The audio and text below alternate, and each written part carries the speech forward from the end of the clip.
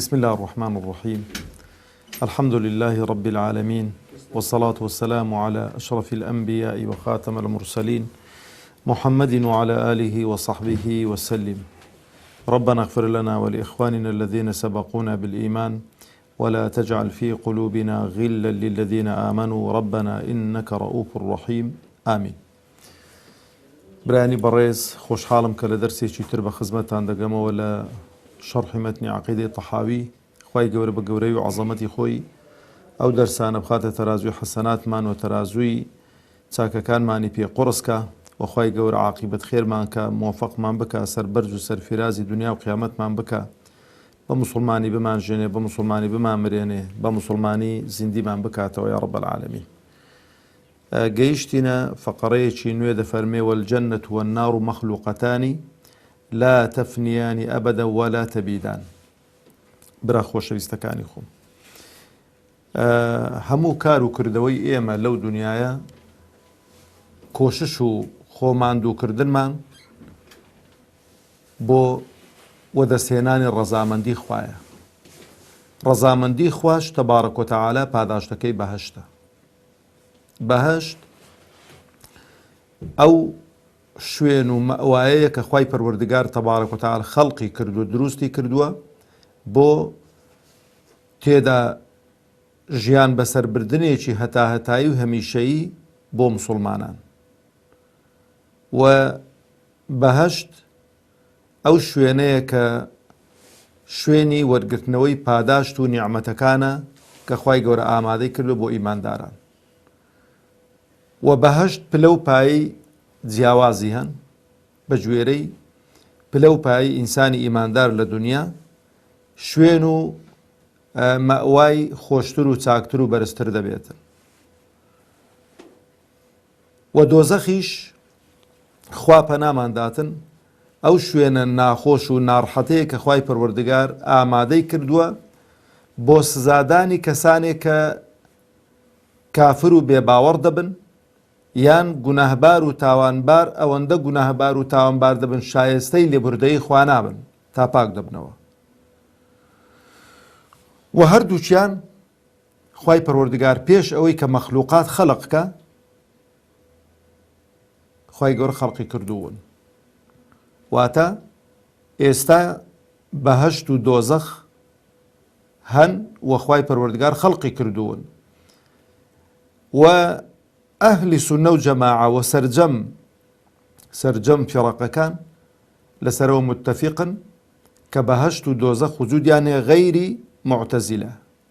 معتەزیلە قەنەعەتیان وایە کە قەنەعەتێکی فاسدە، چۆن بۆ خۆیان فاسدن قەنەعەتەکەشیان هەر فاسدە. قەنەعەتیان وایە کەنجین خوای گەورە تەبارەک و تەعالە حەشر و حیسابی دەست پێ کرد بڕیاری چوونە بەهەشت و چوونە دۆزەخی دا بۆ خەڵکی ئەو کاتێ دروست دەکاتن ئەو بەهەشت و دۆزەخە. بەڵام وانییە کە تەماشە دەکەی بە سەدان ئایەت و فەرمودەی پێغەمبەری خوا عەلەیهی السەڵات وەسەلام باسی بەهەشت دەکا و باسی حەقیقەتی بەهەشت دەکا و باسی دۆزەخ دەکا، باسی حەقیقەتی دۆزەخ دەکا. لە دەرسەکانی ڕابردوو گەر لەیادتان بێ برا خۆشەویستەکانی خۆم باسی عەزابی قەبرمان کرد. گوتمان کابرا لە ناو گۆڕدا کە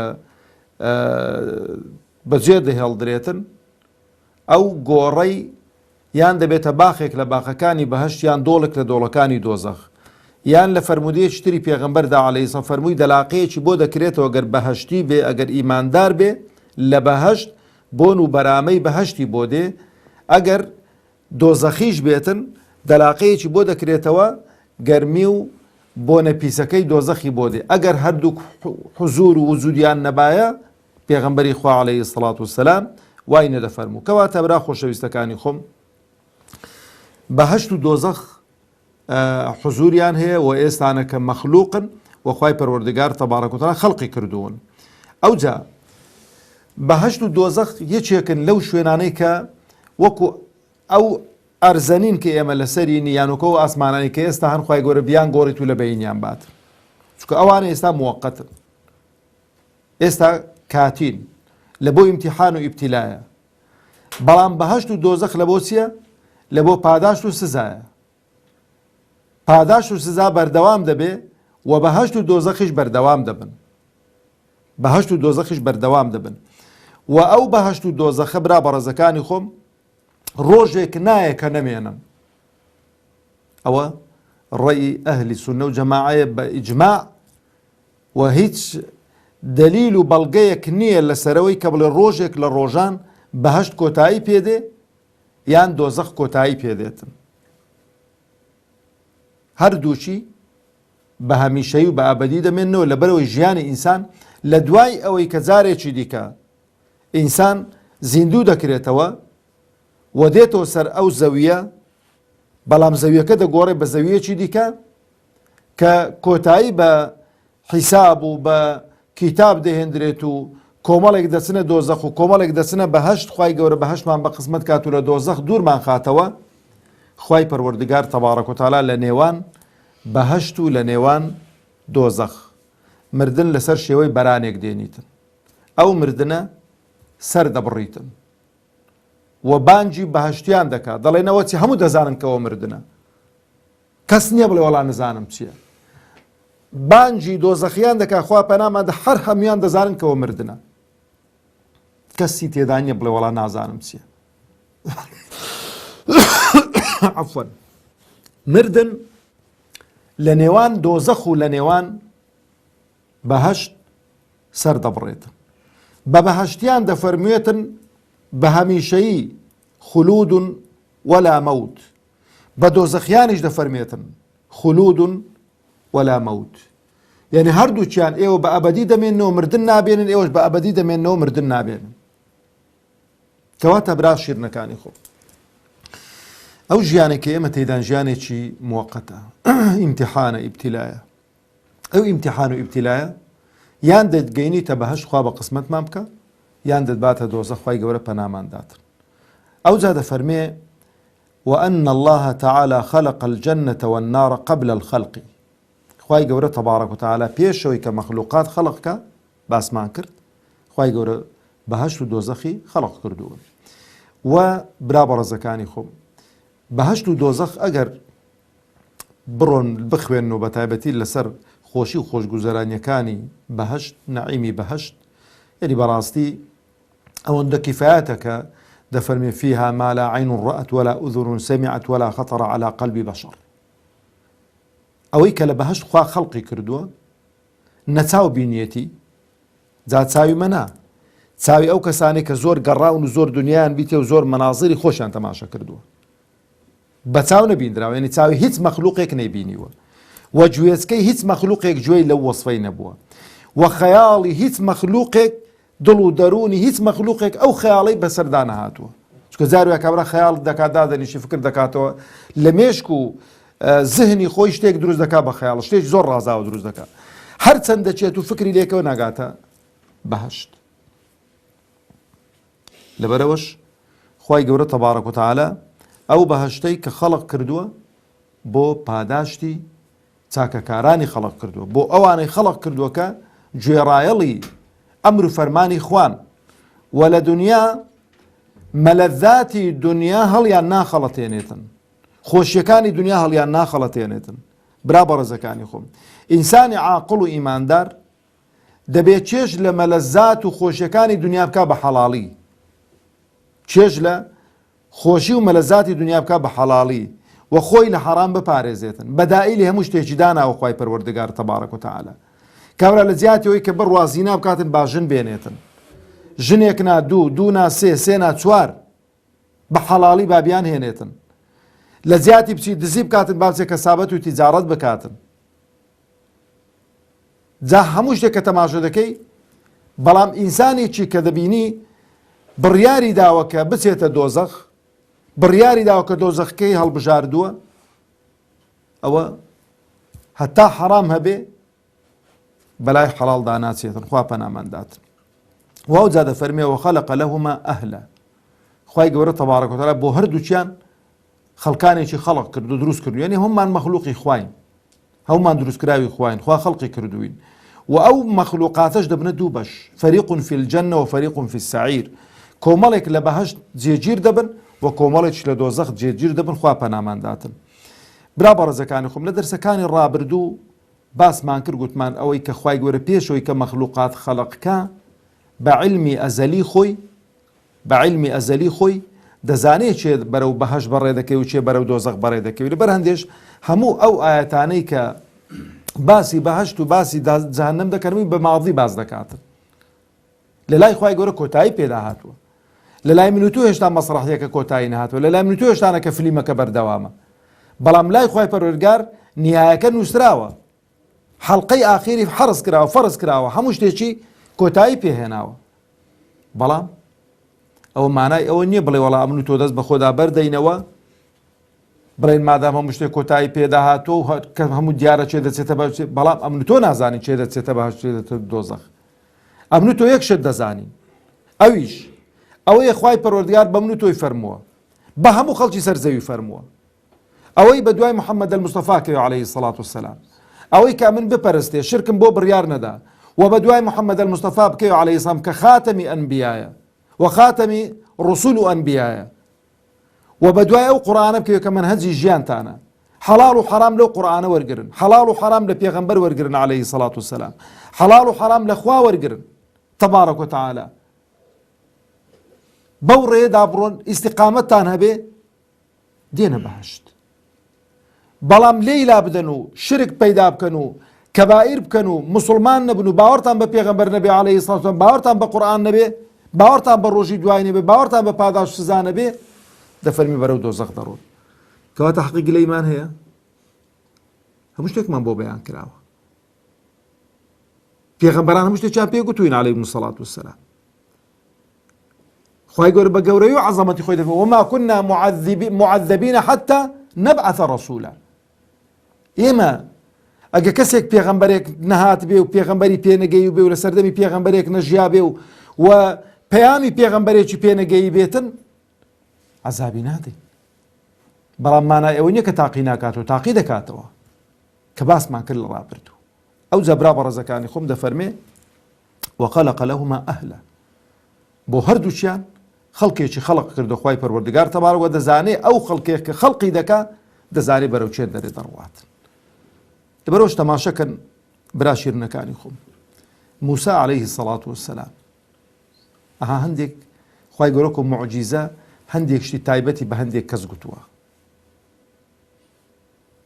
کاتێک کە موسا عەلەیهی سەڵات وسەلام لێی دەپرسن ڕۆژێ لە مەجلیسی داڵێن چێ لە هەموو کەس عالمترە لەسەر زەوی، دەڵێ ئەمن.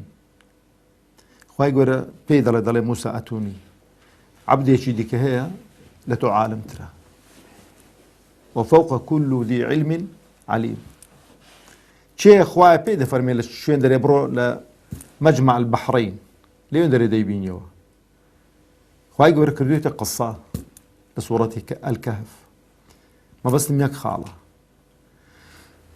یەکێک لە ئیشەکان خضر عەلەیهی سەڵات وسەلام کە ڕەئی بە قووەت وایە کە هیچ پێغەمبەری خوا بووە، دەڵێ منداڵێک دەکوژێتن. خۆ منداڵە هێشتانەکە هیچ کردەوەی نەکردوون، هیچ عەمەلی نەکردوون داخۆ بزانی ئەو منداڵە باشە یان خراپە، چاک دەبێ یان خراپ دەبێ. لەبەر هەندێش موسا عەلەیهی سەڵات وسەلام کە وەعدیشی پێداوە بە خضر عەلەیهی سەڵات وسەلام کە لە قسەی دەرنەچێتن وە پرسیار نەکە هەتاو پێی دەڵێتن، بەڵام کە منداڵەکەی دەکوژێتن خۆی پێڕاناگیرێتن، دەڵێ ئەو منداڵت بۆ کوشت، ئەو نەفسەت بۆ لە بەین برد. تەماشەکە سەفینەکە کون دەکاتن، دەڵێن بەلاشیان سوار کرد بوون، پارەشیان لێ وەرنەگرتوون، لە جیهاتێک کە بەلاش سوار کرد سەفینەکەی بۆ کون دەکاتن. لەو لایەش میوانداریان ناکەن، خەڵکی گوندەکەی دیواری لە بۆ دوو هێتیمان چا دەکاتەوە بەلاش. لە هێکان خۆی پێڕاناگیرێ موسا عەلەیهی سەڵام کە قەزیەکەی قەدەر زۆر گەورەیە. قەزیەی قەدەر تەسلیم بوونی دەوێت، قەزیەی قەدەر پرسیار و هەڵوەستە و ئەوانەی ناوێن، بۆ چکە شتێکی ئیلاهیە. بەڵام خوای گەورە بۆی کە ئەمە فێرکە دەرسێکمان بداتێت لە قەدەردا پرسیار نەکەین، تەسلیم بین. پێی دەڵێ دەڵێ خۆت پێڕانەگیرە، خوا عەفوت کاتن وەرە، ئەوە چاکەی لەگەڵ ئەمە کرد خاوەنی سەفینەکەی. باشە مەلیکیش بڕیاریدا بۆ لەو شوێنێکە تێدا هەر سەفینەیەکی هەر پاپۆریان هەر بەلەمێکی ساغ و سەلیم بێدەستی بەسەردا بگرن. کونەکەم تێکرد بۆی کە و ساغ و سەلیمی نەوێت کاوە دەستی بەسەر کونەکەی تێ بکرێ باشترە یان لە دەست بدا سەفینەکەی و بڕواتم پاشا دەستی بەسەردا بگرێنەوە وەڵا کونەکەی تێ بکرێ کەواتە شێش چاکم کردووە من ڕاستەکە. ئەو منداڵە داک و بابی زۆر ساڵح بوون. ئەو منداڵە خوای گەورە پێی ڕاگەیاند بووم. ئەو منداڵە گەورە بێ دەبێتە منداڵێکی زۆر خراپەکار واستە بە ئەعمال و کردەوە ئەو منداڵی داک و باوکە کەش تووشی هیلاکت دەبن. باشە ئەو منداڵە ئێستا بمری باشترە بەرەو بەهەشت بڕوا یان گەورە بی بەرەو دۆزەخ بڕوا و لە جیاتی ئەوش خوای گەورە منداڵێکی ساڵحی تریان پێ بداتن کە هێشتانەکە شەریکەکە ئیشاکە مەعمەلەکە ئیشاکاتن. ها وەڵا بەرەو بەهەشت بڕوا ئێستا باشترە و خوای گەورە منداڵێکی دیکەشیان پێ بداتن. باشە لەوەش قەیناکە نانیان پێ نەداوین خزمەتیان نەکردوین میوانداریان نەکردوین خەڵکی و گوندەی زۆر سفڵە بوون. بەڵام ئەو دوو منداڵە هێتیمە بابیان زۆر ساڵح بوو زۆر پیاوی خوا بوو. خەزێنەیەکی بۆ دەبن دیوارەکەی داشار بوون دیوارەکە خەریک و بڕوخێ کە دەڕوخا بەو منداڵانە چانە دەکراوە. خەڵکی گوندی داهاتی هاوکاری دەکردن کە خەندەقیان لێ دەدا کەنزەکەەوە دەردەکەت و کەنزەکەیان دەبر. ئەمن دیوارەکەم بۆ ڕاستکردن و بۆم چاکردن و بۆی نەڕوخێ دیوارەکە خۆ بگرێ هەتا ئەو دوو منداڵە گەورە دەبن باڵغ دەبن ئەو جا دیوارەکە بش ڕوخێ تەبیعیە کەنزەکەی خۆیان دەردێن و کەس ناتوانێت لێیان بستێنیت. کەواتە برا خۆشەویستەکانی خۆم مەسەلەی قەدەر و مەسەلەی عاقبەت خێری و عاقبەت شەڕی بەس خوا دەزانێت. بەڵام ڕێگای عاقبەت شەڕی و عاقبەت خێری پێ ڕاگەیاندووین. ئەو جا دەفەرمێ فمن شاء منهم إلى الجنة منه فضلا منه ئەوەی کە خوای گەورە بیەوێ بەرەو بەهەشتی دەبا بە فەزڵی خۆی. ئەوە شەر باسمان کرد لە ڕابردوو فەزڵی خوای گەورە و عەدالەتی خوای گەورە. فەزڵی خوای گەورە ئەوەیە برا بەڕێزەکانی خۆم فەزڵ گوتمان چییە؟ ئەتۆ دەستی شتێک دەکڕی وەلیلله المەثل الأعلى باە 1000 دیناری شتێکی دەکڕی 1000 تەبیعی ئێستانەکە چیلۆ تەماتەیەکی دەکڕی کابرا دەڵێ کاکەوە چیلۆ تەماتەکەیت و نیو چیلۆ شت لۆدا سەرێ دەڵێ کاکەوەش لۆ من ئەوە سەدەقە و ئەوش کاکەوە بە ئەوەی منە لە بۆ تو زیادەیە. ئەوە فەضڵ زیادەیە. یعنی خوای پەروەردگار تەبارەک و تەعالە یعنی هەر یەکێک لێ ئێمە بە فەزڵی خۆی لەگەڵمان نەکاواسە بەو کار و کردەوانەی ئێمە کار و کردەوەی ئێمە مستحقی ئەوە نین بچینە بەهەشت. چونکە ئەو بەهەشتە وەکو پێغەمبەر دەفەرمێ عەلەیهی سەڵات ئەلا ئین سلعة الله غالیە ئەلا ئین سلعة الله غالیە ئەلا ئین سلعة الله الجنة. زۆر گران بەهایە برا بەڕێزەکانی خۆم وەصف ناکرێ. کەواتە ئەو کار و کردەوە کەمەی کە ئەمن و تۆ دەیکەین ئەگەر فەزڵی خوا نەبێ خوای گەورە تەبارەک و تەعالە دەڵێ کار و کردەوە کارت لێ وەردەگرم کێشە نییە بەڵام ئەوەس فەزڵی منە بڕۆ بە فەزڵی من بڕۆ بەهەشت خوای گەورە بەر فەزڵی خۆمان بخاتن. ئەو جا دەفەرمێ چی؟ ومن شاء منهم إلى النار ئەوەی خوا دەیەوێ دەفەرمێ چی؟ فمن شاء منهم ئەوەی خوا بیەوێ بەرەو بەهەشتیان دەبا. ئەمن و تۆ بۆمان نییە بڵێن فلان کەس بەهەشتێ و فلان کەس دۆزەخیە. غەیری ئەوانە نەبێ کە ئیقامە حوجەیان لەسەر کراوە کە بۆ خۆیان ئیعلانیان کردو و بەهلی دۆزەخن ئەوانە بۆتەیە کە دەمرێتن کابراڵ بەبێ ئیمانی مردو بەرەو دۆزەخ ڕۆی کە مسلمان نییە. ئەو جا دەفەرمێ ومن شاء منهم إلى النار عدلا منه ئەوەی کە بەرەو دۆزەخیش دەڕوا بە عەدالەتی خوای. عەدالەتی خوای یعنی چی؟ یعنی خوای پەروەردگار تەبارەک و تەعالە تەماشای کار و کردەوەکانی دەکا کار و کرد هیچی پێ نییە بە عەدالەت لەگەڵی دەجوولێتەوە دادپەروەری لەگەڵی دەجوولێت و دادپەروەری وا دەخوازێ بەرەو دۆزەخی ببات و بەرەو دۆزەخی دەبا. و ئەو جا دەفەرمێ وكل يعمل لما قد فرغ له وصائر إلى ما خلق له. برا بەڕێزەکانی خۆم ئەوەی کە خوای پەروەردگار تەبارەک و تەعالە بە عەدالەت و بە گەورەی و عەزەمەتی خۆی لە ئەزەلەوە بڕیاری داوە مەخلوقاتی دابەش کردوون هەر یەکە و بە گوێرەی ئەو دابەشکردن و بە گوێرەی ئەو بڕیارەی خوای پەروەردگار کابرا ئیش دەکاتن. ئەوەی کە بۆ بەهەشت دەڕوا و ئیش دەکا و هیدایەت وەردەگرێ و ئەوەی دیکەش کە لە ئەسڵدا شایستەی هیدایەت نییە بەخوا 1000 جار و چ کابرای گوتی هەموو ڕۆژێ تەڵقینی دەی لەو گوێی دەگوێ دیکەیدا دەستێ دەرەوە و وصلى اللهم على محمد وعلى آله وصحبه وسلم.